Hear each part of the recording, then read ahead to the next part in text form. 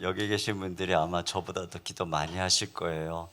이 강의를 사실 제가 안 하려고 그랬는데 아무도 안 하신다 그래가지고 제가 떠맡았습니다.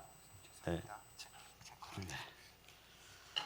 우리 조모임 수고하셨고요. 또 온라인으로도 참 수고 많으신데 우리 특별히 조장님들께서 너무 2박 3일 동안 수고를 많이 해주셔요. 너무 감사드리고 사실 저희들은 이렇게 앞에 나와가지고 강의도 하고 그러니까 이렇게 생색이 나는데 사실 진짜로 수고를 많이 하시는 분들은 조장님들이세요.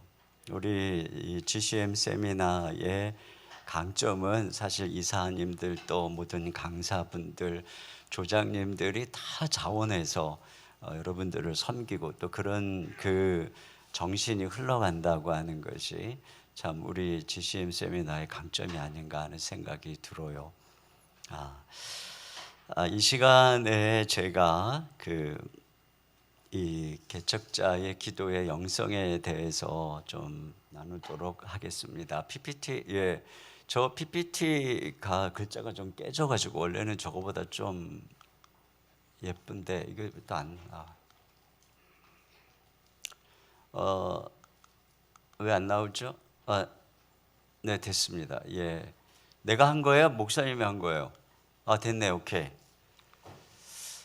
자, 우리가 기도하면은 굉장히 종교적인 의미를 많이 가지고 있어요. 그래서 불교에서도 기도가 있습니다. 그런데 제가 언젠가 스님이 기도하는 쓴 책을 좀 읽어봤어요. 그랬더니 정말 우리 예상대로 그분들의 기도는 철저히 고행과 급력, 그러니까 내가 얼마나 많은 정성을 들이는가 의해서 그것에 의지해서 신께 나가는 거겠죠.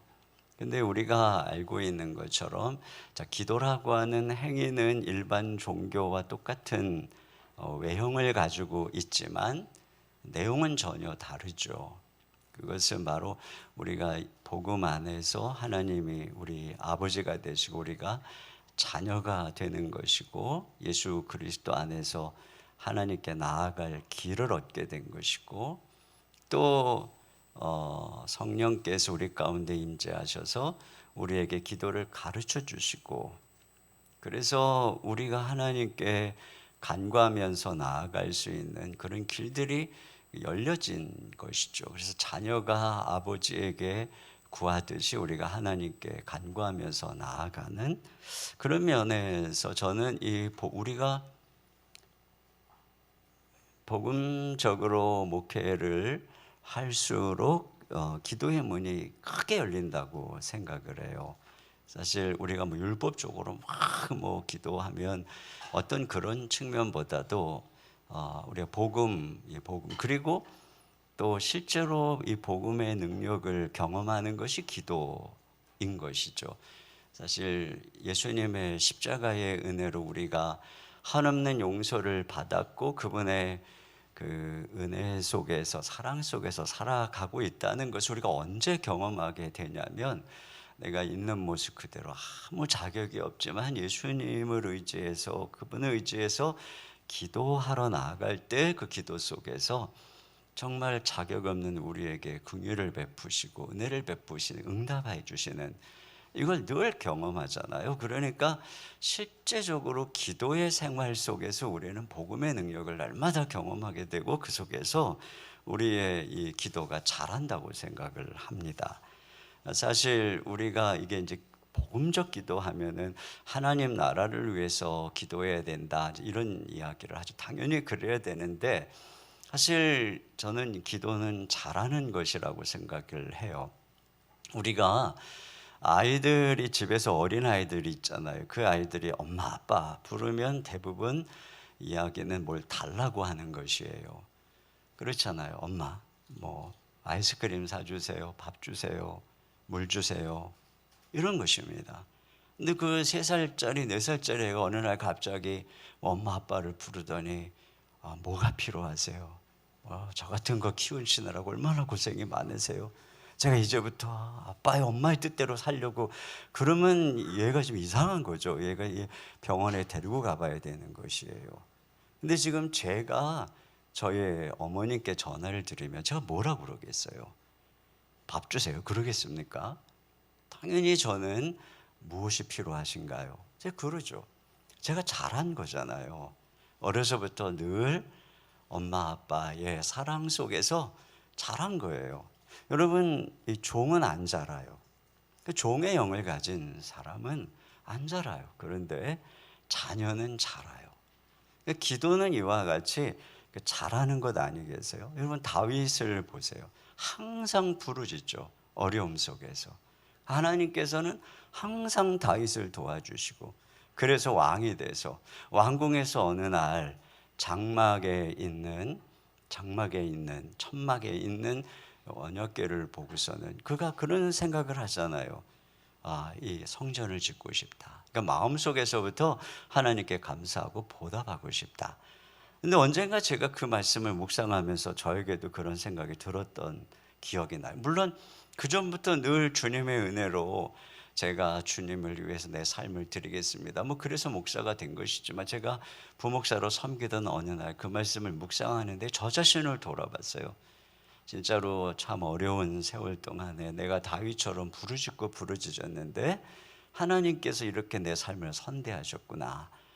정말 주님을 위해서 보답하고 싶은 마음이 막 끌어오르더라고요.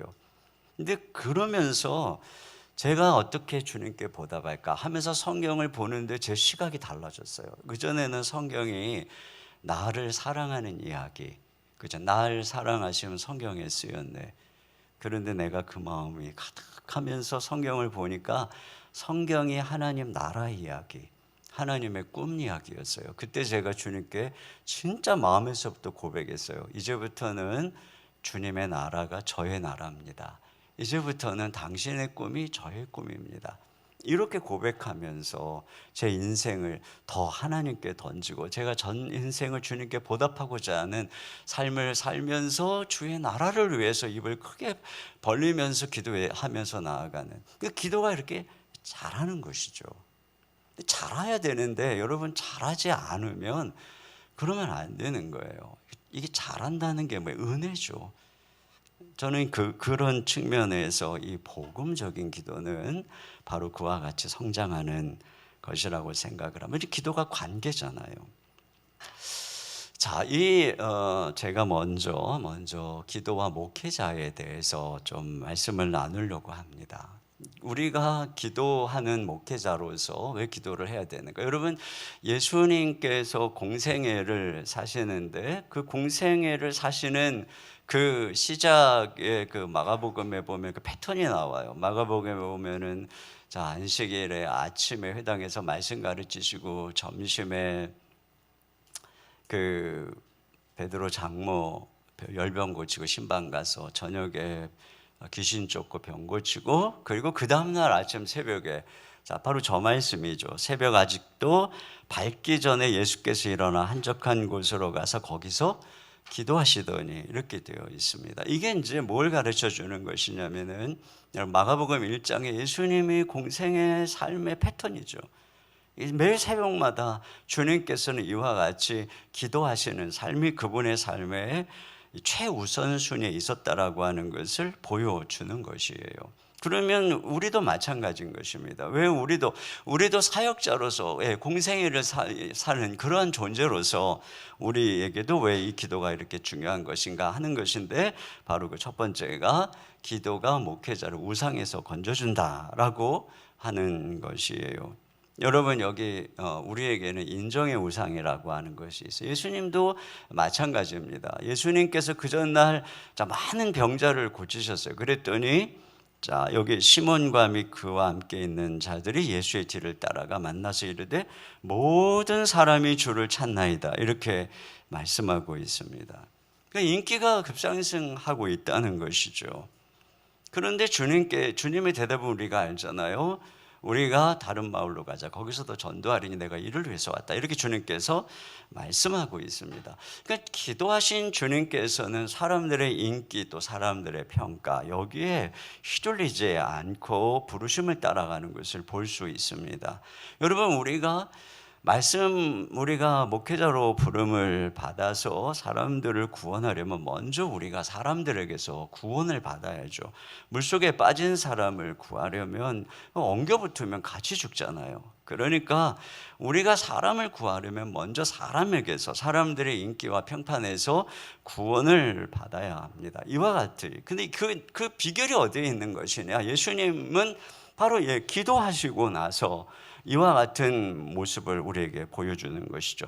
예수님의 인기는 뒤로 가면 갈수록 더 커지게 됩니다. 예수님의 인기 그리고 그로 인한 유혹의 최대 위기는 바로 오병이어 기적인 것이죠. 그때 사람들이 예수님을 왕 삼으려고 했는데 근데 그때에 예수님께서 이와 같이 하셨어요. 마가복음 6장 46절에 보면은 사람들이 왕 삼으려고 하는 것을 아시고 무리를 작별하신 후에 기도하러 산으로 가시니라 이렇게 되어 있습니다. 인기 절정의 순간에 주님이 그것으로부터 자신을 구원하기 위해 하신 것은 바로 기도하러 산으로 가시는 것이죠. 또 요한복음에 보면은 이렇게 기록해 다시 혼자 산으로 떠나가시니라. 그러니까 다시라고 하는 것은 주님의 습관을 나타내는 것이죠. 혼자서 제자들은 보내놓고 혼자서 산으로 가서 기도하고 있는 것을 보게 됩니다.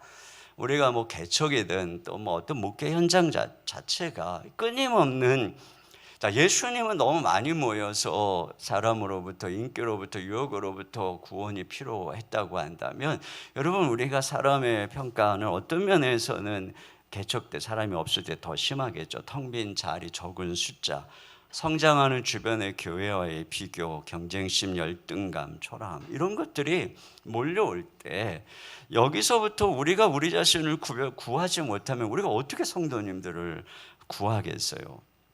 여러분 저는 그런 면에서 우리가 그렇게 우리의 삶에 주어진 그 수많은 어려움들이 있잖아요. 또 열등감이 있잖아요. 또 초라함 이런 것들과 복음 안에서 말씀으로 끊임없이 치열하게 싸우잖아요. 그리고 복음의 능력으로 기도하면서 일어나서 말씀을 전할 때 거기서부터 진짜 생명 있는 말씀이 나온다고 생각을 합니다. 그러니까 우리의 삶 속에 이런 어려움이 있고 저런 어려움이 있어서 나는 이번 주일에 설교 못해.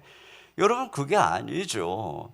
성도들이 다 그렇게 어렵게 살거든요. 그렇기 때문에 하나님께서는 저는 그렇게 믿어요. 매 주마다 순간순간 내게 다가오는 수많은 어려움들이 있습니다. 그런데 제가 항상 보면은 그것 때문에 씨름하고 그것 때문에 말씀 앞에 엎드리고 주님 앞에 엎드릴 때에 그리고 주님이 나에게 말씀해 주실 때에 내가 그 말씀을 전할 때 성도들이 살아나는 것을 경험하게 되거든요. 이게 똑같은 것이라고 생각해요. 여러분에게 주어진 모든 삶의 어려움들은 여러분이 그것을 이길 수 있는 능력을 주님이 주셨고 그렇기 때문에 거기서부터 생명의 말씀을 길어 올릴 때 성도들을 살리는 것이죠. 근데 우리가 기도하지 않고 우리가 말씀 앞에서 이기지 못한다면 어떻게 우리가 다른 사람들을 살릴 수가 있겠어요? 그 핵심 능력이 바로 이 기도에 있다라고 하는 것을 우리가 생각해야 되겠습니다. 그래서 기도가 이러한 죄를 이기는 복음의 능력을 가지고 있고요. 그 다음에 이제 두 번째로 기도가 목회자로 부르심에 집중하게 한다는 것입니다. 자, 여기 주님께서 이렇게 말씀을 하셨어요. 사람들이 찾을 때에 이르실 때 우리가 다른 가까운 마을들로 가자. 거기서도 전도하리니 내가 이를 위하여 왔노라. 이렇게 말씀하고 있습니다. 그러니까 주님께서는 기도하면서 우리 주님의 부르심이 내가 왜 이 땅에 왔? 내가 왜 이 사역을 하고 있는가? 그러니까 우리가 끊임없이 하나님 앞에서 물어야 되는 질문이 그것이죠. 내가 왜 목회자가 되었는가? 내가 왜 여기에 있는가?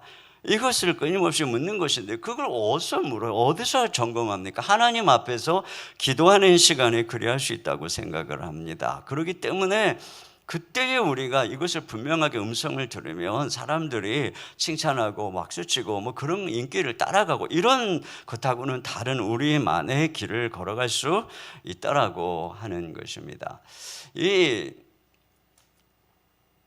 로마서 8장 28절 말씀해 보시면 우리가 알거니와 하나님을 사랑하고 그 끝대로 부르심을 입은 자들에게는 모든 것이 합력하여 선을 이루느니라. 자, 모든 것이 합력하여 선을 이루는 전제가 있어요. 첫 번째 전제는 뭐냐면은 바로 하나님을 사랑하는 자, 곧 그 뜻대로 부르심을 입은 자라고 하는 것이죠. 저는 우리 성도들을 이렇게 지칭한 것이 굉장히 저는 이 부분이 마음에 와닿았어요. 여러분, 하나님을 사랑하는 자, 하나님이 우리를 사랑하시죠. 여러분, 하나님이 우리를 사랑하는 것이 복음의 시작입니다. 그런데 복음은 하나님이 우리를 사랑하시는 데서 멈추는 게 아니라 우리가 하나님을 사랑하게 하는 거예요. 여러분, 이스라엘 백성들이 실패한 게 무엇이죠? 하나님은 언제나 이스라엘 백성들을 사랑했는데 이스라엘 백성들이 하나님을 사랑하는 일을 실패한 것 아니에요? 그런데 복음은 우리가 하나님을 사랑하게 합니다. 우리가 하나님을 사랑하고 말씀을 사랑하고 순종하게 하죠. 그래서 바로 우리가 그의 뜻대로 부르심을, 여기 그의 뜻대로라고 하는 것은 그의 목적대로, 목적이라고 하는 의미인 것이죠. 그러니까 우리는 하나님을 사랑하는 존재요, 우리 자신이 하나님의 목적을 따라서 부르심 입은 존재로서 걸어가는, 자, 이런 삶을 향해서 이런 전제인 것이죠. 모든 것이 합력하여 선을 이룬다, 이렇게 말하고 있어요. 여러분, 우리가 하나님 앞에서 기도하면서 우리의 이 부르심이 무엇인지를 확인하고 걸어가는 게 이래서 중요한 것이에요. 우리가 이 부르심을 향해서 걸어갈 때 하나님의 모든 것을 합력하여 선을 이루시는 이런 은혜가, 물론 이게 뭔지 또 좀 더 생각을 해야 되겠지만, 자, 그리고 또 한 가지의 전제는 뭐냐면, 이런 모든 것이 합력하여 선을 이루는 그 전제는 바로 그 앞에 절에 또 있어요. 여러분, 그 앞에 보면은 이런 말씀 28절 앞에 이거죠. 이와 같이 성령도 우리 연약함을 도우시나니 우리는 마땅히 기도할 바를 알지 못하나 오직 성령이 말할 수 없는 탄식으로 우리를 위하여 친히 간구하시느니라. 마음을 살피는 이가 성령의 생각을 하시느니 이는 성령이 하나님의 뜻대로 성도를 위하여 간구하심이니라. 그러니까 성도가 누구냐? 성령께서 우리 안에 거하시고 성령님께서 우리의 기도의 연약함을 도우시는 바로 그런 존재가 성도들입니다. 그리고 그 성령께서 말할 수 없는 탄식으로 우리 안에서 친히 하나님의 뜻대로 간구하는 존재인 것입니다. 그렇기 때문에 우리가 날마다, 신자는 성령을 따라서 걸어갈 때 성령께서 기도를 가르쳐 주시고 그 성령의 인도하심 속에서 항상 주님 앞에 하나님의 뜻을 위해서 간구하는 존재라고 하는 것이죠. 여러분, 이 성령이 우리 안에 거하니까 우리가 성전이잖아요. 이 이스라엘 백성들의 이 구약의 성전은 항상 아침에 분향제사를 드리고 저녁에 또 제사를 드리고, 그러면서 그 시간에 늘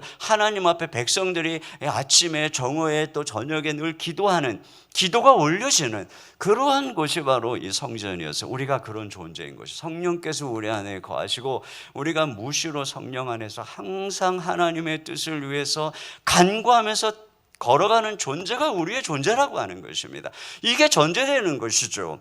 바로 그러한 이런 전제 속에서 그렇게 주님 성령의 능력으로 하나님을 사랑하고 그분의 부르심을 향해서 걸어가는 그 삶 속에는 모든 것이 합력하여 선을 이루는 이런 하나님의 놀라운 은혜, 물론 이 모든 것이 합력하여 선을 이루는 그 목적의 핵심은 우리를 하나님 나라의 상속자로 부르시는 것이고, 그러기 위해서 모든 것이 합력하여 이루는 선의 핵심은 그 뒤에 나오는 29절 30절에 나오는 이 5가지 하나님의 이 작정의 이 작동이겠죠. 그래서 미리 아심, 미리 정하심, 부르심, 그리고 의롭다 하심, 영화롭게 하심. 결국은 우리를 영화롭게 하셔서 하나님 나라의 상속자다운 그런 모습으로 빚어가는 이런 프로그램이 작동되는 것입니다. 여러분, 그것이 무슨 나중에 우리가 하나님 앞에 이를 때만이겠습니까? 지금 이 땅에서 우리는 이미 하나님 나라의 상속자로서, 이 세상의 상속자로서 부름받아 사역하고 있는 것입니다. 그렇기 때문에 우리가 그 길을 걸어갈 때 성령께서 우리 안에서 날마다 우리를 의롭다 하시고 영화롭게 하셔서 그 일에 합당한 존재로 우리를 빚어가시는 것이죠. 여러분이 빚어지는 만큼 하나님이 사용하시는 것이고, 그런 모든 일들을 합력해서 선을 이루셔서 우리를 통해 하나님의 일들을 이루어 나가시는 것, 핵심에 뭐가 있다는 것이에요. 저는 지금 기도 얘기를 하고 있는 것입니다. 우리가 하나님 앞에 기도하면서 간구하면서 걸어갈 때 성령께서 우리 안에 거하셔서 날마다 기도를 도와주시고 주님께 올려드리게 하시고 그 성령의 능력 안에서 우리가 하나님께 순종하면서 걸어가는 이 삶을 살아갈 때 이러한 은혜가 일어난다라고 하는 것이죠. 그 다음에 또 세 번째로 기도는 목회자의 몸이 능력 있는 의의 도구가 되게 한다라고 하는 것입니다. 자, 지금 이 예수님의 이 새벽 미명의 이 기도, 이것이 지금 주님의 모든 사역의 한복판에 있는 것이에요. 그러니까 그 전날 아침부터 저녁까지 주님께서 말씀으로 또 치유하는 사역으로 놀랍게 많은 역사를 이룬 그 근원이 어디에 있는 것이냐, 이걸 보여주는 것이죠. 엄청 피곤하심에도 불구하고 새벽 미명에 일어나서 한적한 곳에 가서 기도하시는, 여기에서부터 주님께서 이렇게 일하시는 모든 자원들이 흘러나오고, 그런 자원을 통해서 이 주님이 우리랑 똑같은 몸을 가지고 계셨지만 그 몸이 성령의 능력으로 의의 병기로, 의의 도구로 쓰임받고 있는 이런 모습을 보여주는 것이죠.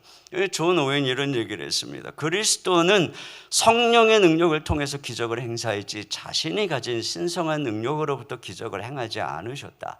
예수님께서 하나님의 아들이셔 신성을 가지고 계신 분입니다. 그러나 그것을 인성으로 감추신 것입니다. 제한하신 것이죠. 그렇기 때문에 주님께서는 그 신성으로 능력을 행한 것이 아니라 성령의 능력으로, 그러기 위해서 어떻게 하셨다는 거예요. 휴마틴이 한 얘기가 굉장히 의미가 있습니다.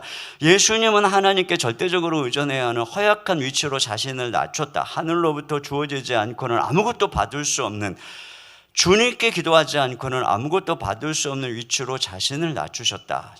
주님은 기도의 율법 아래에서 태어났다. 그런 것입니다. 여러분, 우리 주 예수님께서 이 땅에 사역하시는 자원은 한 가지뿐이었어요. 그것은 기도였습니다. 늘 새벽에 기도하시고 때로는 밤을 새워 기도하시고, 그때마다 성령께서 함께 하시고 하나님이 응답하시고, 주님께서는 모든 것들을 기도로 감당하셨어요. 겟세마네 동산에서도 마찬가지고 십자가에서 달려있는 순간에도 주님은 기도하셨고, 그렇기 때문에 끝까지 그 십자가를 지고 걸어갈 수 있었던 것을 우리가 보게 되는 것이죠. 그래서 주님께서는 이 자신의 몸을 십자가에서만 제물로 드린 것이 아닌 것입니다. 주님께서는 전 생애를 온전히 하나님 앞에 의의 병기로 드린 것이죠. 우리도 마찬가지인 것입니다. 우리는 이 죄의 몸을 입고 있어요. 그러나 이 죄의 몸을 입고 있지만 예수님 안에서 우리는 이제는 이 몸이 하나님의 몸으로 주님의 것이 됐어요. 주님이 우리 안에 주인이 되셨기 때문에, 그런 우리 안에 성령을 보내주시고 성령의 능력으로 우리 몸 안에 있는 죄를 이기고 우리 안에 있는 육신의 소욕을 이기고 성령의 능력으로 이제는 이 몸이 의의 병기로 하나님께 쓰임받도록 복음이 다 그렇게 한 것입니다. 여러분, 우리가 복음을 오해하면 안 되는 것이에요. 복음은 소식이죠. 복음이 우리에게 하나님이 모든 일들을 이루신 것에 대한 소식인 것입니다. 그렇기 때문에 우리가 아무것도 안 해도 복음이 다 알아서 한다, 그것인가요? 아니죠. 여러분, 복음은 우리 이 율법이 할 수 없었던 그 모든 것들을 할 수 있도록 예수님이 다 이루셨어요. 그러니까 우리가 할 수 있게 된 것입니다. 할 수 있게 됐는데 안 하면 못 하는 거죠. 안 그래요? 여러분, 할 수 있도록 예수님께서 우리의 모든 죄를 씻어주시고, 우리 주님께서 십자가에서 육신으로 못 박힘으로 우리 안에 있는 모든 죄를 심판하시고, 우리 안에 있는 모든 육신을 심판하시고 성령을 보내주셨어요. 이제는 우리가 성령을 따라 행하면 우리가 온전히 하나님의 말씀에 순종하고, 이제는 이 몸이 더 이상 죄의 병기가 아니라 의의 병기로 쓰임받을 수 있다. 이게 복음이죠. 그러면 그 복음의 능력 가운데서 날마다 성령을 의지해서 우리의 몸으로 주님의 의의 병기로 쓰임받는 것, 이것이 복음의 능력 가운데 살아가는 거예요. 여러분, 복음의 능력이라고 하는 것이 예수님이 우리의 죄를 위해 십자가에 죽으셨기 때문에 날마다 회개하고, 그럼 넘어졌다가 회개하고 넘어졌다가 회개하고 평생 그렇게 사는 게 복음이겠습니까? 그게 아니죠. 넘어졌다가 회개해요, 물론. 그러나 우리에게 죄를 이길 수 있는 능력을 주셨기 때문에 성령의 능력을 따라서 죄를 이기고 의의 병기로 날마다 살아가게 하는 것이 복음이고, 그러기 때문에 점점점 믿음 안에서 성장하면 할수록 넘어지는 숫자가 적어지고, 그러면서 우리의 삶이 하나님 예수 그리스도의 이 병기로 쓰임 받아서 주님께 우리 자신을 의의 병기로 드리는, 이것이 복음의 능력인 것이지. 맨날 뺑뺑이 돌면서 넘어졌다 일어났다가 불쌍하게 뭘 굉장히 기도는 열심히 하는 것 같은데 뭐 땅 한 평 차지한 것 없이 맨날 자기 정욕 문제 가지고, 이게 무슨, 이건 복음의 능력의 반쪽도 모르는, 이게 옆으로 나가면 안 되는데. 여러분, 저는 그런 면에서 이 개척자의, 여러분, 우리가 교회를 개척하고 또 목회자로 살아가는 핵심은 이 몸의 영성이라고 생각을 해요. 그렇지 않아요? 우리의 몸으로 하는 것이면 여러분의 얼굴로 하는 것이죠. 아무리 주중에 힘겹고 어려운 일이 있고 온갖 열등감에 갈등에 뭐 생활고에 힘든 일이 있어도 우리의 이 몸이 항상 하나님의 말씀 앞에서 설 때에 우리 얼굴로 사역하는 거, 우리의 몸으로 사역하는 거, 우리의 목소리로 사역하는 거, 신방 가는데 마음에 무거운 짐이 있어도 성령의 능력으로 가서 위로하고, 우리의 몸이 온전히 주님의 것으로 병기로 드려지도록 하는 것입니다. 제가 사실은 이 처음에 교회를 개척하고 맨날 눌렸어요. 맨날 제가 새벽마다 하나님 앞에 기도하는 것은 제발 좀 그만 좀 눌리게 해줘. 제가 너무나 소심한 사람이었기 때문에 너무 많이 눌렸어요. 늘 하나님께, 주님, 제가 어떻게 하면 이 근심에서 벗어나 덜 눌릴 수 있을까요? 새벽마다 1시간, 2시간씩 사실은 그 기도를 했어요. 근데 그렇게 기도하던 어느 순간부터 주의 성령께서 내 마음속에 늘 불꽃처럼 임하기 시작했어요. 제가 성령의 능력을 그렇게 구했거든요. 그래서 제가 신방을 갈 때든지 아니면 뭐 선교 여행을 갈 때든지 갑자기 낯선 곳에서 말씀을 전할 때든지 제가 성령을 의지하고 주님의 은혜 속에서 기도하면 제 안에서 다 붙잡아 주시는 것을 언제부턴가 느끼는 것입니다. 저는 그러고 나서 깨달은 말씀이 이 디모데후서 1장 7절 말씀이에요. 이 디모데후서 1장 7절에서 하나님이 우리에게 주신 것은 이미 주신 거예요. 두려워하는 마음이 아니요 오직 능력과 사랑과 절제하는 마음이니, 하나님께서 이미 저와 여러분에게 이 마음을 주신 거예요. 제가 이걸 느끼겠더라고요. 성령 안에서 하나님이 나에게 능력을 주셨구나. 이 마음이 내 안에 이미 있구나. 사랑의 마음이 이미 있구나. 절제하느니 근신하는 마음이 이미 있구나. 그래서 항상 기도할 때에 내가 이 미워하던 마음 속에서 오히려 그를 사랑하고 용서할 수 있는 그런 마음을 하나님이 허락해 주시고, 또 두려워하는 마음에 능력의 마음을 주시고, 무절제하고 이런 것이 아니라 항상 마음이 성령 안에서 근신하고 깨어있는 이런 마음으로 주의 거룩한 성령께서 내 자신에게 충만할 때는 언제나 그런 존재로 내 자신이 딱 서게 되는 것을 발견하게 되는 것입니다. 그 다음에 이제 이렇게 해서 우리 목회자에게서 기도가 절대적으로 중요하다면, 이제는 목양적인 측면에서 그렇습니다. 여러분, 목양적인 차원에서 기도의 우선성이 왜 중요하냐면 기도가 성도들을 돌보고 보호하기 때문에 그렇습니다. 히브리서 13장 17절에 보면은 그들은 목회자들인 것이에요. 너희 영혼을 위하여 경성하기를 자신들이 청산할 자인 것 같이 하느니라, 이렇게 되어 있어요. 우리의 영혼을 위해서 경성한다는 것은 깨어있다는 것입니다.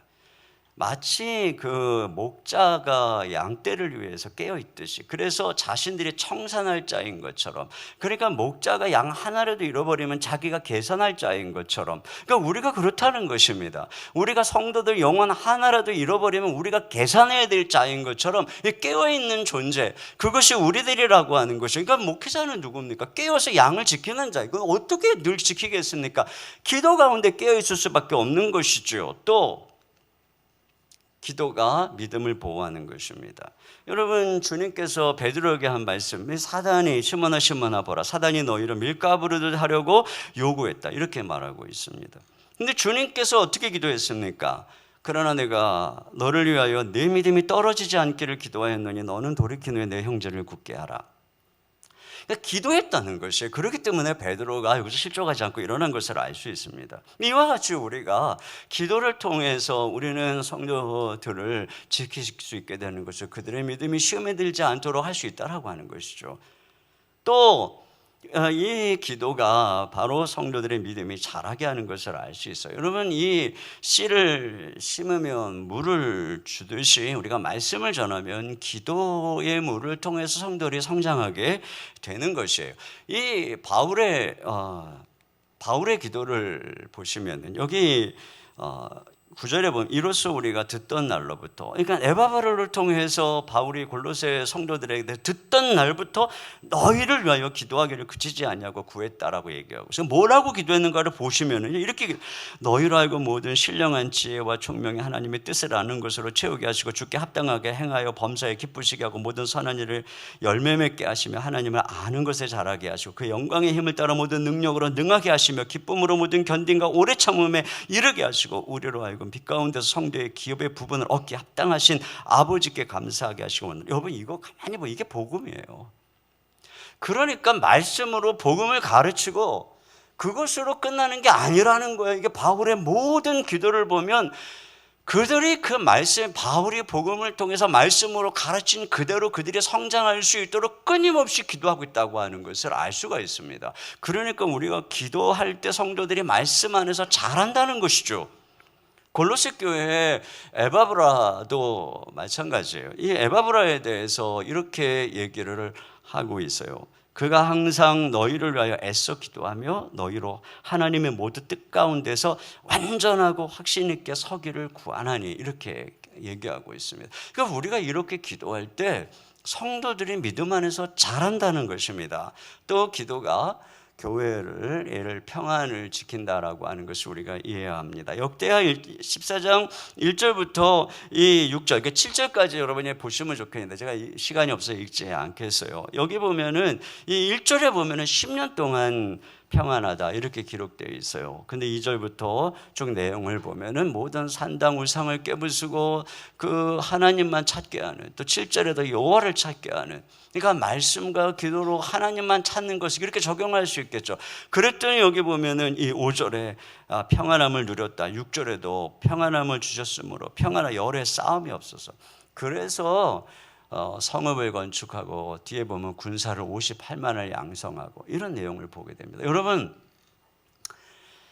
평안해야 교회가 세워지죠. 그렇죠. 가정도 평안해야 세워지는 것이고, 그런데 이 평안을 마귀가 허락하겠습니까? 끊임없는 영적인 싸움이 있습니다. 근데 우리가 쉼없이 기도할 때 하나님께서 은혜를 주시는 거죠. 저는 제가 사랑의 교회에서 중보기도 사역을 하다가 교회를 개척하고 어느 날 기도를 하는데 하나님께서 저희 그런 마음을 주셨어요.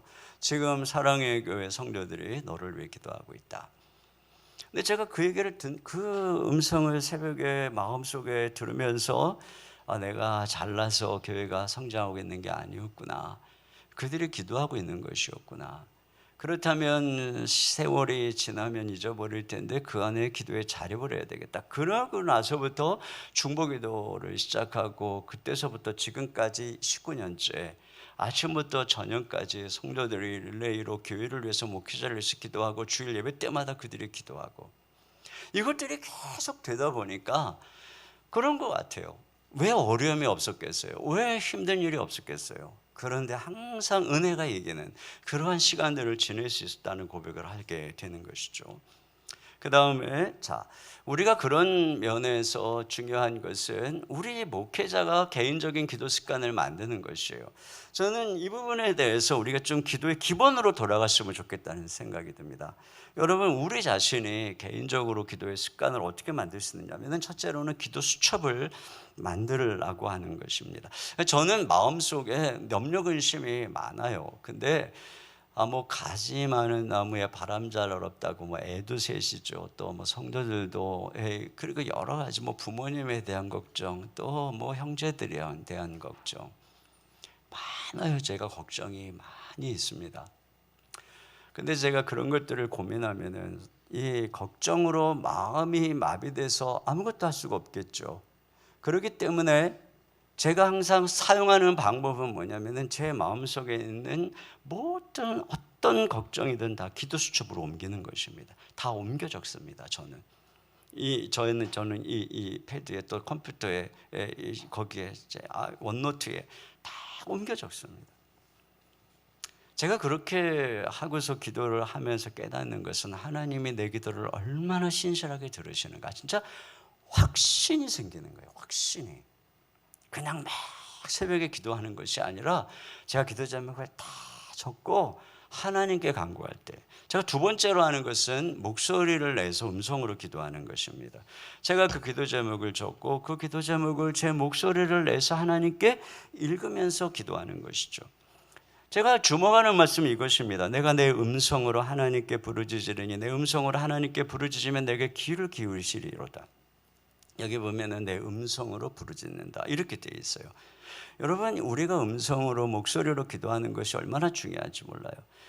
로마서에 보면은 사람의 마음으로 믿어 의에 이르고 입으로 시인하여 구원에 이르느니라 이렇게 말하고 있죠. 마음으로 믿는 것만큼은 안 되는 것이죠. 내가 마음으로 믿는 것.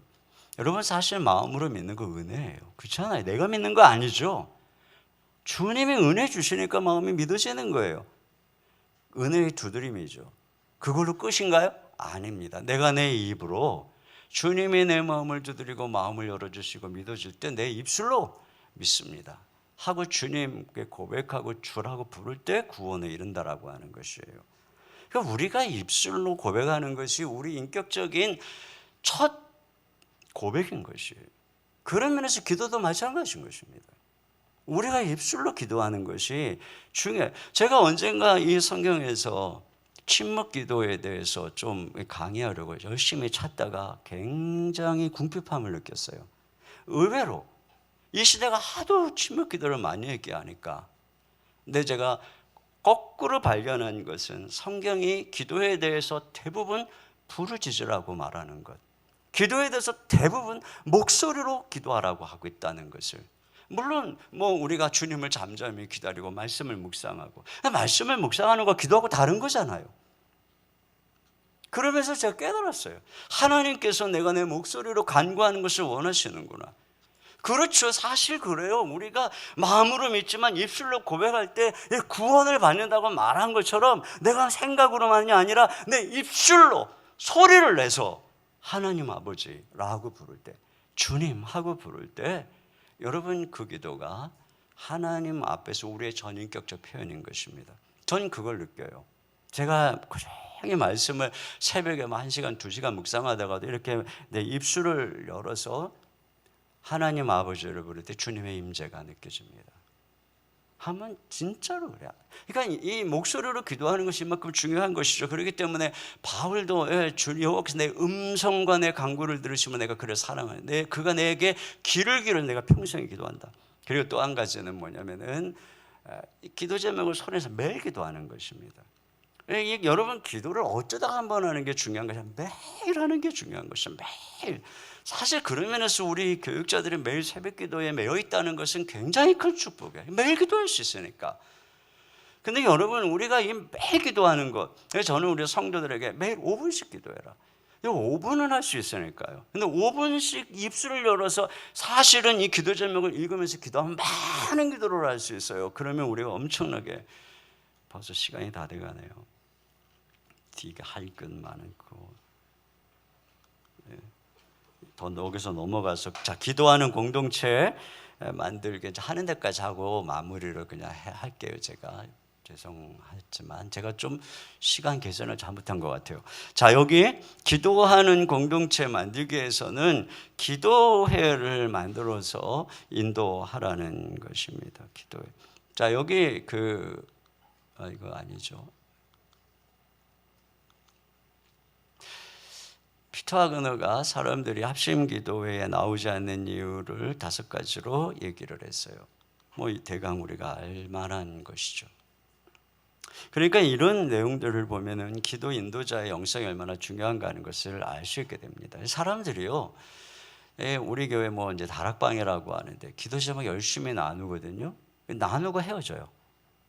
그러니까 제가 가만히 보면 그래요. 기도 제목을 나누고 기도 거의 안 하고 헤어지잖아요. 그러면 그 다음 주도 똑같은 기도 제목 계속 나눠요. 그러니까 맨날 문제만 나눠요. 그런데 기도 제목을 나누고 기도하고 주중에도 기도하잖아요. 그 다음에 와서 기도 응답을 간증하게 되고 살아계신 주님을 경험하게 돼요. 그러니까 이게 기도 모임이 얼마나 중요하고 거기서 우리가 살아계신 하나님을 경험할 수 있는가, 이게 중요해요. 그렇기 때문에 우리가 기도 모임을 인도해야 됩니다. 그게 크든 작든 말이죠. 그리고 그 기도 모임을 인도하는 영성이 여러분 가운데 있어야 되는 것이에요. 거기서 부흥이 일어나는 것입니다. 그것이 한 사람이든 두 사람이든 말이에요. 막 이 부분에서 하고 싶은 얘기가 너무 많아요. 또 여러분이 그런 면에서 기도를 가르칠 때에 수준에 맞게 가르쳤으면 좋겠어요. 여러분 영어도 수준에 맞게 해야지. 영어들 못하는 사람한테 막 고급반. 기도도 지금 이제 겨우 막 이제 믿은 지 얼마 안 돼서 그러는데 기도는 이렇게 해야 된다. 그것이 아니고 그냥 수준이 높은 기도가 좋은 기도가 아니라 수준에 맞는 기도가 좋은 기도입니다. 또 기도를 긍정적으로 가르치세요. 이렇게 기도하지 마세요 라고 가르치지 마시고 이렇게 기도하세요 라고 가르치세요. 그러니까 자꾸 이렇게 하지 마세요, 저렇게 하지 마세요, 이런 기도는 안 들으시고 저렇게 해야 됩니다. 근데 이런 발상 자체가 저는 여러분이 아직도 종교적인 율법적으로 남을 판단하는 마음속에 있기 때문이라고 생각해요. 여러분 복음이 뭐예요? 하나님과 우리가 자녀예요. 자녀. 하나님, 그 사람이 그 성도와 하나님 사이가 뭐예요? 아버지하고 딸, 아버지하고 아들 사이예요. 아버지하고 아들 사이에 기도하는 그 기도가 우리가 그냥 이래라 저래라 무슨 조선 시대의 왕세자가 아버지 아바마마한테 나가듯이 예절과 법도 가르칩니까? 다 그냥 하다 보면 배워요. 객관적 심리적 응답이 아닌 객관적 기도의 응답을 믿고 가르쳐야 됩니다. 기도를 그냥 심리적 도움으로만 생각을 하니까 기도에 땀을 흘릴 이유가 어디 있어요? 그 심리적 도움을 얻기 위해서 기도에 땀을 흘립니까? 기도가 실제적으로 살아계신 하나님께서 객관적으로 응답하심을 믿기 때문에 기도에 삶을 거는 거죠. 기도의 동역자를 발굴해야 합니다. 기도의 동역자를 세울 때 얻는 유익을 존 맥스웰이 이렇게 얘기를 했어요. 자, 이런 그 기도의 저는 제 삶에서 사실 기도의 동역자를 가장 소중하게 여깁니다. 저는 어떤 성도가 나에게 밥을 사주고 어떤 성도가 목사님 책 사보세요 돈을 주고, 사실 그런 사람보다 100배 1000배 저는 저를 위해서 교회를 위해서 기도하는 사람, 저는 그 사람을 진짜 아끼고 정말 귀중하게 여깁니다. 왜냐하면 이 기도가 얼마나 소중한지 알기 때문에. 그래서 저희 교회는 제가 이 기도의 동역자들을 친히 발굴하기 위해서 최선을 다하고 기도하는 성도들이 있고, 모르겠어요. 제가 기도 부탁을 특별히 따로 안 했지만 아마 이 시간에도 저와 여러분이 기도하고 있는지도 몰라요. 제가 집회를 가면, 심지어는 제가 미국에 가서 집회를 해도 그래요. 미국에 가서 집회를 해도 이분들이, 그러면 제가 거기서 낮에 집회를 하면 여기서 새벽 2, 3시입니다. 그런데도 깨어서, 심지어는 어떤 분들은 교회 나와서 그 교회와 저를 위해서 기도해요. 매 주일마다 그렇게. 그러니까 제가 너무 소심한 사람이고 눌리는 것도 많은 사람인데 주님의 은혜로 이기는 거죠. 여러분이 정말 기도의 동역자를 만들 수 있다면 천군 만마를 얻는 거죠. 유비가 제갈량 얻기 위해서 삼고초를 했다면 우리는 중국에도 얻기 위해서 그래야 돼. 이따가 소그룹 나눔 때 여러분 이 내용들을 가지고 한번 같이 나눴으면 좋겠어요. 뒤에 우리 정민영 선교사님 강의에 대해 제가 3분을 잡아먹었습니다. 죄송합니다.